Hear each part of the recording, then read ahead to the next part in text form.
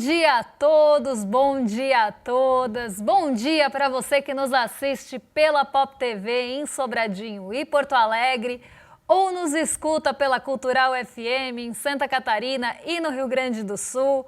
Parece que depois que acabou o N1, a bruxa que está solta hoje, afinal Halloween, passou por aqui e decorou o mercado em investimentos. Pois é, pode ter sido o Saci também, porque hoje é dia do Saci. Mas, na verdade, quem passou aqui e fez a decoração foi a nossa queridíssima Fernanda. Um beijo para a Fernanda, que além de preparar cafés da manhã maravilhosos, ela também é uma decoradora. Então, ela veio aqui e colocou uma decoração de Halloween no nosso programa, além de ter me prestado o lookinho. Rainha Fernanda, rainha, resto nadinha. Agora vamos passar pelos nossos principais assuntos do dia, porque hoje saiu o desemprego e a gente vai explicar aí o que está acontecendo no mercado de trabalho brasileiro. E além disso, a gente tem IGPM hoje, o tal do índice do aluguel também foi divulgado pela FGV. A agenda já vai passar por tudo isso daqui a pouquinho, já estou dando spoiler aqui antes, né? Spoiler do da nossa série aí, que não é de terror, porque o IGPM surpreendeu positivamente e o desemprego também. Além disso, hoje, como eu falei, o programa está temático e também saíram dados fiscais. Será que o fantasma do risco fiscal está solto? Vamos descobrir também se a trajetória da dívida está explosiva ou não. Hoje tem assunto pra caramba nessa sexta-feira, 31 de outubro, que a gente estava até brincando na redação ali. Será que é o sexta-feira 13 do As Avessas, do Mundo Invertido? Pois é, hoje é dia 31 de outubro, então já vamos ver o que sai nessa nossa sexta-feira na agenda. O que a gente tem de de indicador divulgado hoje. Vamos passar aqui para a nossa agenda. Porque às 4 horas da manhã na Alemanha saíram as vendas no varejo de setembro. E, gente, para quem não reparou, hoje eu estou apontando aqui com um dedo que não é meu, hein? Então vamos lá, às 4 horas da manhã na Alemanha saíram as vendas no varejo de setembro. Às 7 horas da manhã, lá na zona do euro, teve índice de preços ao consumidor, só que aqui a medição é preliminar e também saiu a medição preliminar do núcleo da inflação ao consumidor lá na zona do euro. Às 8h30 da manhã teve resultado primário do setor público consolidado, resultado primário aqui. Esse a gente vai passar principalmente em relação à dívida PIB aqui. E tem PNAD contínua, que trouxe taxa de desemprego, rendimento, também a variação ali dos empregados em cada uma das categorias. É uma grande pesquisa sobre o mercado de trabalho brasileiro. Foi divulgada às 9 horas da manhã e a gente traz esses dados fresquinhos para vocês. Mas não para por aí, porque tem mais coisa na nossa agenda. Lá nos Estados Unidos saem aqueles dados de gasto com consumo, renda pessoal, índice de preços de gastos com consumo, o famoso PCI, e o núcleo de setembro. E esse dado é super aguardado junto ali a outros dados de inflação, porque ele conduz muito a política monetária dos Estados Unidos. Depois do Jerome Powell ter jogado um balde de água fria ou ali uma água no chope do ânimo dos mercados, a gente vai falar daqui a pouquinho disso, aqui a gente tem um novo indicador que pode reforçar ou não a fala do Jerome Powell em relação aos juros. Às 10h15 da manhã saiu o indicador de incerteza econômica de outubro da GV, então depois que saem ali todos os dados das pesquisas de confiança, sai o indicador de incerteza e depois também sai um compilado de todos os indicadores aí divulgados pela FGV em relação às sondagens que ela faz. Às 10h30 da manhã, teve o presidente do Fed de Dallas, a Lori Logan, fazendo um discurso de abertura em uma conferência institucional. Então aqui, né, a gente ainda não chegou nem nas 11 horas da manhã e já tem indicador pra caramba, assim como ontem, que a gente não passou pela agenda, hoje a agenda também está bem recheada. Já vamos passar para o próximo quadro, então, pessoal chegar aqui com a gente perto do nosso horário. Às 10h45 saiu o ISM de Chicago, que traz o PMI. Então é uma outra medição do índice de atividade dos gerentes de compras. E às 13h, daqui a pouquinho, depois do almoço, quem fala é a Beth Hammack, que é presidente do Fed de Cleveland. Ela vai falar junto ao Rafael Bostic. Eles vão participar de uma conferência distrital de Dallas. Além disso, às 2 horas da tarde, saem os poços de petróleos em operação e às 15 horas o Banco Central da Colômbia divulga decisão de política monetária. Como falei, hoje a agenda está bem recheada, vários indicadores importantes, falas de dirigentes do Banco Central dos Estados Unidos, muitos dados aqui do nosso Brasilzão, tem IGPM, tem desemprego, a gente tem dados fiscais, então tudo isso deve ficar no radar. Na verdade, o IGPM já ficou no radar, já repercutiu bastante, a gente vai falar disso agora, mas a gente tem outros dados que devem ficar bastante na centralidade, principalmente o PCI, que é muito olhado de pertinho ali, com uma lupa de aumento para as decisões de política monetária, porque lá nos Estados Unidos, as decisões de política monetária estão muito incertas. E foi isso que tirou um pouco do ânimo das bolsas em Nova York. Depois da reunião do Banco Central dos Estados Unidos, na quarta-feira, que não foi super quarta, a gente tem aquela conferência, aquela coletiva do Jerome Powell, que é o presidente da instituição. E ele trouxe um discurso bastante rígido até em relação aos cortes de juros. Disse que depois que a taxa de juros lá foi cortada, ele acabou sinalizando para uma incerteza em relação à continuidade desses cortes. Então não se sabe se os cortes vão continuar ou não. Isso foi falado no finzinho da quarta-feira. Então na quinta-feira foi que o movimento repercutiu mais. E aí a gente vê as bolsas em Nova York tendo um comportamento mais misto. Então vamos colocar aqui na nossa tela para o pessoal de casa acompanhar, porque as bolsas em Nova York, elas tiveram esse comportamento um pouquinho mais misto. O dólar foi a R$ 5,38, teve uma alta ali na casa do 0,4, num dia em que a bolsa subiu pouco, mas bateu recorde. Então vamos entender esse movimento, o que trouxe esse otimismo para o Brasil, mas que não se refletiu em Nova York. Então a gente vê o S&P 500 caindo 1%, a Nasdaq, que é uma bolsa de tecnologia, acaba tendo uma sensibilidade maior aos movimentos de juros, caiu 1,57%. E por que é que isso aconteceu? Quando Jerome Powell sinaliza que pode ser que os juros e os cortes de juros não continuem no mesmo ritmo, as bolsas vão sentir esse baque. Por quê? Você tira ali, o apetite pelo risco e as pessoas, os investidores, os especuladores, enfim, o recurso vai para ativos de maior segurança. Porque também, quando você sinaliza que a taxa de juros talvez não caia no ritmo que se esperava antes, os rendimentos dos títulos de dívida lá dos Estados Unidos, as nossas famosas e queridas treasuries, também sobem.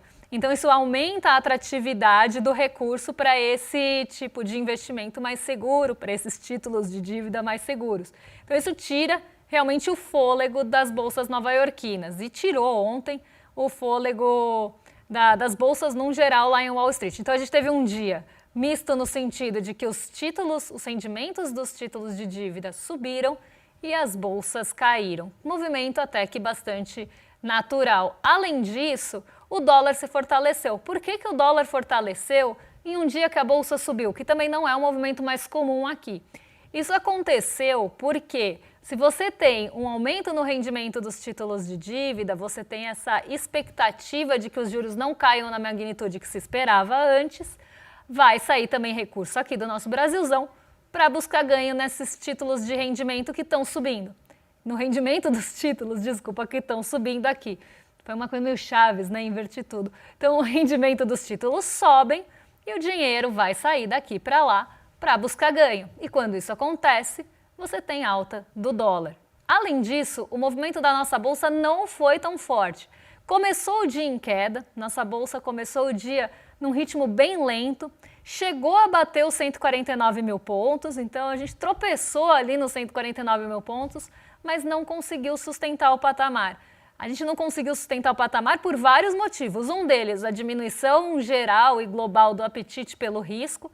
Então isso sim aconteceu, mas não foi só isso. A gente teve outros fatores também domésticos que acabaram levando a isso, como por exemplo ali um comportamento da Vale, do minério de ferro não tão favorável, isso vai diminuir ali os ganhos da nossa bolsa. A gente teve também um otimismo pautando o dia pelas negociações entre o Trump e o Xi Jinping e até uma expectativa maior por commodities, embora a gente não tenha tido um dia favorável para a Vale, foi um dia favorável para as commodities, pensando ali no estímulo que possa ter o país asiático, a China, com um acordo um pouco mais estabelecido.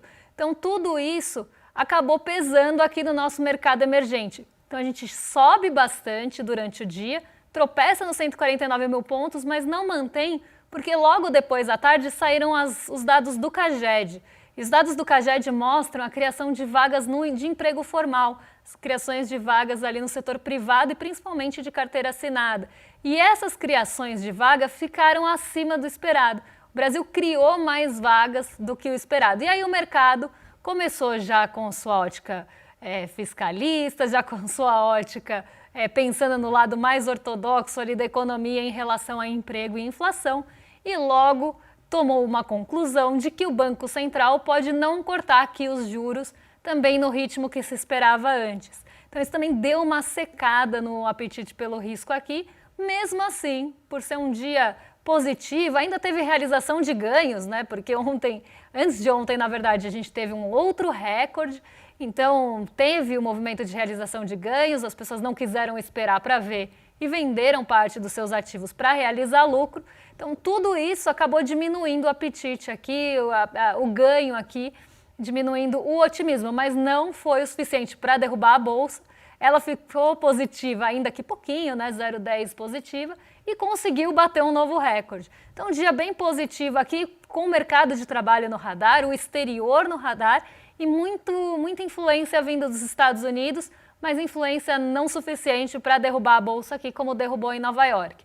Agora vamos vir para o Brasilzão de fato, porque a gente tem uma notícia para falar com vocês em relação ao desemprego, porque hoje saiu o PNAD e a taxa de desemprego caiu mais uma vez. Na verdade, ela está estável, né, nesse 5,6, mas para setembro ela teve um novo recorde aí, né, pensando em taxa baixa de desemprego, e continua trazendo os menores níveis de desemprego desde a série, porque a gente está mantendo esse nível de 5,6 há alguns meses e a gente vai ver isso agora. E até a gente começa agora a entrar no fim do ano e ter as contratações de vagas temporárias. Então pode ser que nos próximos meses a gente veja também um mercado de trabalho mais aquecido. Sempre no finzinho do ano dá essa esticada no número de vagas, né? Então as pessoas começam a contratar as vagas temporárias para as festas de fim de ano, para as vagas ali ligadas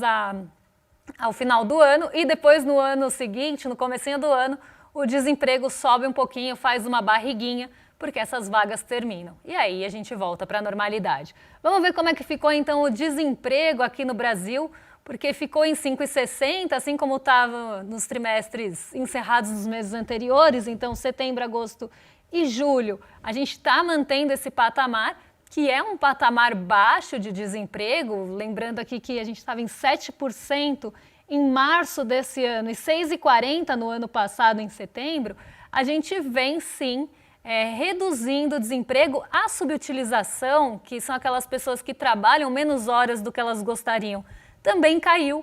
Então as pessoas estão ali menos subutilizadas, mas a gente ainda tem desafios dentro desse mercado de trabalho brasileiro, principalmente em relação à informalidade. Eu sempre falo que não basta ter desemprego, precisa ter desemprego com qualidade de emprego, que é um desafio, e com aumento de renda. O aumento da renda real, que é a renda acima da inflação, ou o aumento com ganho acima da inflação, está acontecendo. Mas a gente ainda tem essa pedra no nosso sapato, que é a informalidade. Então vamos ver como é que foram as movimentações entre as vagas, não é nem entre as vagas, mas entre os empregados aqui do Brasil, como é que a gente tem essa movimentação. Porque no total aqui a gente teve um aumento de 15 mil, aqui são sempre 1.000, tá, pessoas, esse número é sempre dado em 1.000 pessoas, então a gente quando lê ali 15, até que não está com 15 mil aqui, mas se a gente vê só 15, a gente sempre está falando de 15 mil. E a gente está falando da variação de números de empregados no trimestre encerrado em setembro e entre o trimestre encerrado em agosto, então entre os 2 meses aqui. Então no total a gente teve uma variação de 15 mil pessoas empregadas, 15 mil novas pessoas empregadas aqui, se a gente somar tudo. Entre os empregados, a gente tem 48 mil, então são 15 mil novas pessoas e 48 mil novos empregados aqui. Desses empregados, estão ali no setor privado, então a gente tem empregado no setor privado.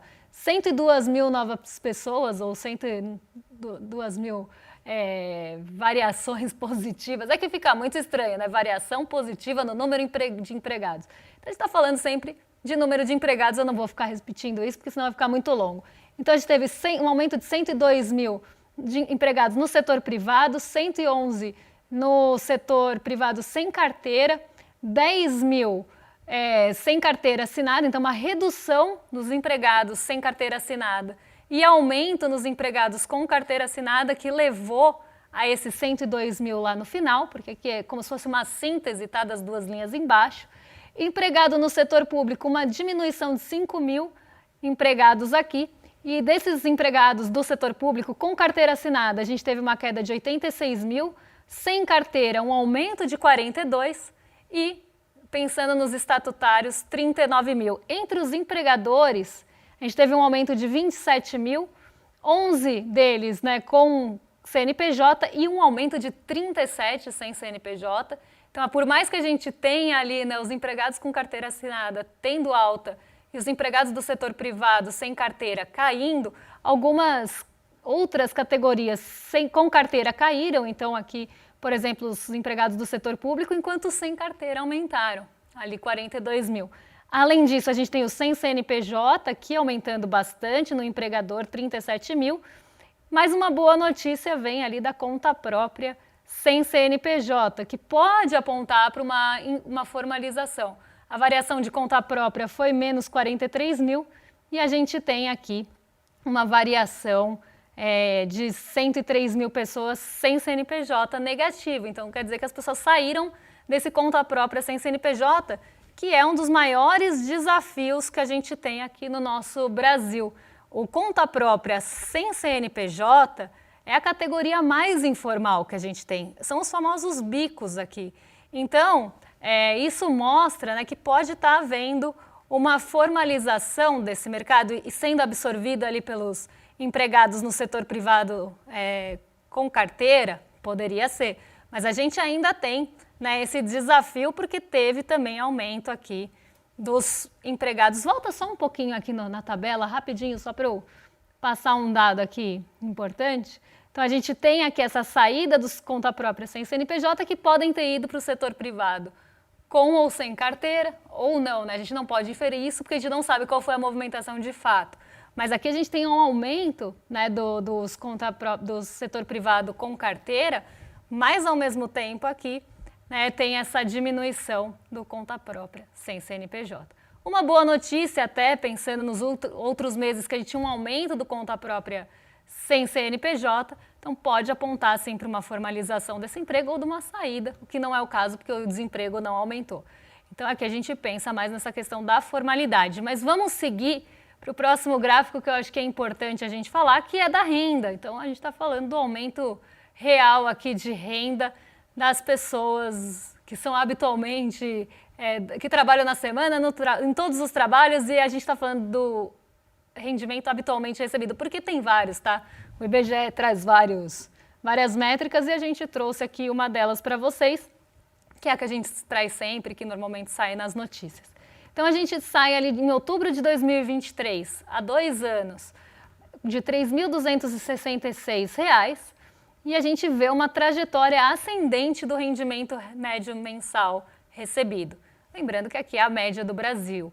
Então, rendimento médio real mensal recebido. E aqui a gente vê essa alta, né, mês após mês. Depois a gente tem quase uma estabilidade aqui entre maio e setembro e uma subidinha entre agosto e setembro, chegando a R$ 3.507. Então, um aumento de renda também real do brasileiro. Isso mostra que o mercado de trabalho ele teve uma melhor qualidade até nesse mês de setembro do que nos meses anteriores que a gente tinha essa informalidade crescendo.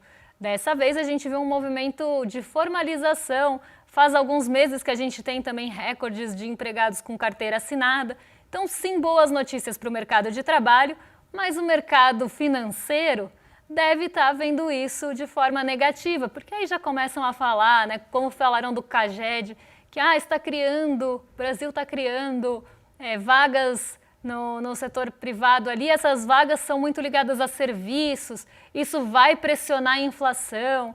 A gente não pode esquecer, né? A gente pode ficar olhando só para a inflação de serviços e olhar como inflação de serviços e não pensar na renda dessas pessoas que também tem multiplicador, que também vão girar a economia. Então parece uma fala bem rasa e toda vez que saem notícias boas de mercado de trabalho, vem ali o mercado financeiro e tenta jogar areia nessas expectativas positivas. Então sim, é uma boa notícia, a PNAD veio com uma boa notícia, o CAGED também, embora a PNAD seja muito mais completa, são sim boas notícias e a gente não pode cair nessa de vai aumentar a inflação por conta dos serviços.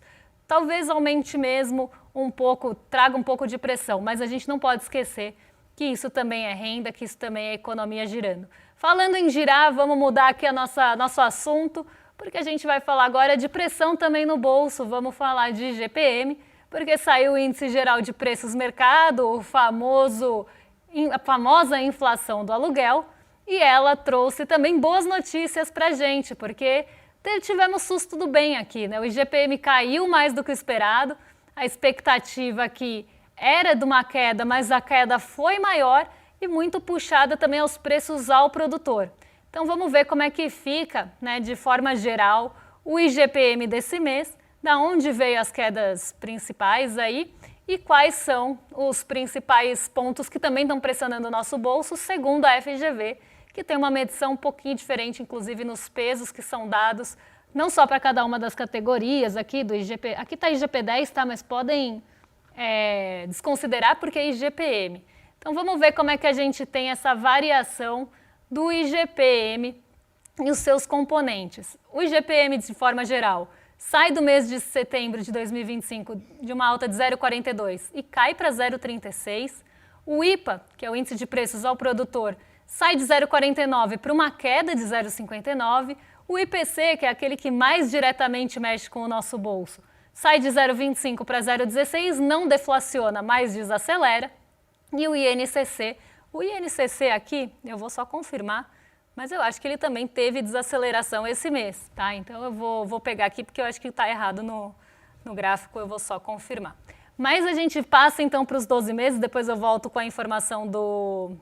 A gente volta com a informação do INCC, vamos ver como é que fica o acumulado nos 12 meses, porque ele também trouxe boas notícias. O acumulado em outubro ficou bem baixinho. E a gente sabe que o IGPM, ele tem o Índice de Preços ao Produtor, ao Consumidor e o Índice Nacional da Construção Civil. Para cada um desses tópicos são dados pesos. E esses pesos têm ali a sua sensibilidade também ao dólar. Então, o índice de preços ao produtor tem muitos insumos que são negociados no mercado internacional e tem impacto do dólar. O INCC, mesma coisa, tem alguns insumos da construção civil que sofrem mais com o impacto do dólar. Então, a gente está falando, às vezes, de minério, de derivados de ferro, e isso mostra para a gente que tem ali o peso do dólar também mostrado aqui. A gente tem esse peso aqui do dólar trazendo a queda do IGPM. Mas vamos ver no acumulado em 12 meses, então, como é que fica esse IGPM em outubro. Que ele cai de 2,82 para 0,92 e quando a gente pega a trajetória do IGPM de forma geral, aqui também é IGPM, tá, gente? Quando a gente pega a trajetória de forma geral ali, pegando meses anteriores, a gente vê uma desaceleração brusca e muito disso tem um quesinho de dólar que eu estava explicando antes, por isso que eu falei. 2,82 em setembro de 2025 para 0,92 no acumulado em 12 meses em outubro. 1,90 para 0,62 aqui de queda no IPA. 4,03 para 3,76 no IPC. Então, trazendo aí boas notícias para o consumidor. A medição da FGV, inclusive, se fosse considerada oficial, estaria em melhores patamares do que a nossa inflação ao consumidor medida pelo IBGE, isso porque os pesos, a cesta é diferente, e o INCC cai de 7,7 para 6,58 nesse mês de outubro. Então, notícias boas para o IGPM, mas vamos ver notícia boa que mexe com o seu bolso, porque a gente vai falar agora do índice de preços ao consumidor. Então, vamos botar aqui na tela, que a gente já pega aqui o INCC, eu já peguei aqui o INCC, eu já passo para vocês. Aqui é o que eu estava explicando, tá? Só para vocês verem como as altas, né, o mensal ali, não tem mais altas tão fortes, a gente tem quedas maiores, e agora com um mensal de 0,36, e olha como o acumulado em 12 meses decai fortemente, principalmente de maio, de abril para cá. Então a gente tem uma aceleração do IGPM que acaba tendo essa influência sim do dólar, mas de outros preços internacionais, principalmente no IPA, e aí a gente começa a ter essa desaceleração. Agora sim vamos falar o que mexe com o nosso bolso, porque a gente vai passar pelo índice de preços ao consumidor, e isso mostra para a gente essas pressões que estão sendo mostradas e mensuradas aí pela FGV em relação aos preços ao consumidor, que no final não que o IPA não importe, porque quando você tem aumento de preços ao produtor, isso depois de um tempo chega no nosso bolso. Mas o consumidor é o que a gente tem de mais próximo do nosso bolso aqui. Então o cinema, coisa que já tinha aparecido no IGP-10, continua aqui mostrando essa alta, né, de 13,66. As refeições em bares e restaurantes, a famosa refeição fora de casa, e eu falei do INCC, gente, eu que estava errada, viu? Porque o INCC manteve o comportamento. Eu estava confundindo, era com os 12 meses. Então, aqui fazendo a correção minha aqui.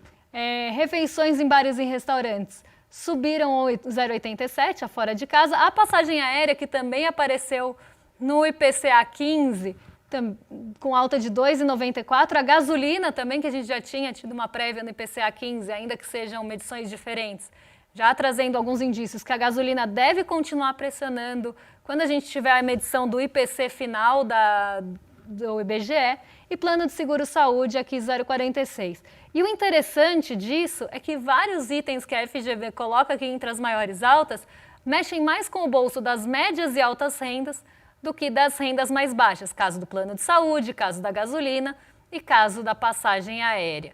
Agora vamos ver as maiores quedas, porque a tarifa de eletricidade residencial aqui, que a gente já viu também no IPCA 15 a desaceleração, apareceu no IPCM, então a gente pode esperar esse efeito da mudança da bandeira tarifária aqui no nosso IPCA final, já apareceu no IPCM. O desodorante caiu 5,43, o perfume, para todo mundo ficar cheirosinho aí, passando perfume desodorante, e o perfume caiu 2,06, a tarifa de ônibus caiu 1,23 e a banana prata, as pessoas gostam de saber do preço da banana também, junto com os ovos e tudo mais, caiu 5,06. Então a gente tem uma notícia, né, mais um índice que mostra que luz acesa, o quadro que eu adoro aí do podcast Não Inviabilize, que sou muito fã, sempre mando beijo. Luz acesa deixou realmente de ser um quadro assustador nesse nosso Halloween e trouxe o alívio da energia e na nossa inflação na medição da FGV.